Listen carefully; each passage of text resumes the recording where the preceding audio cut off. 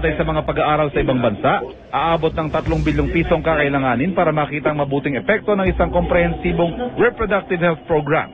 Pero maliban sa mga argumentong nakaugat sa mga isyong espiritual o moral, marami rin ang kumukwestiyon kung dapat nga ba itong paglaanan ng pondo ng gobyerno. Because I think that though 3 billion is a small amount, I think that 3 billion will go a long way if you put it in tertiary education scholarships and skills training programs, which will really help alleviate the plight of the poor.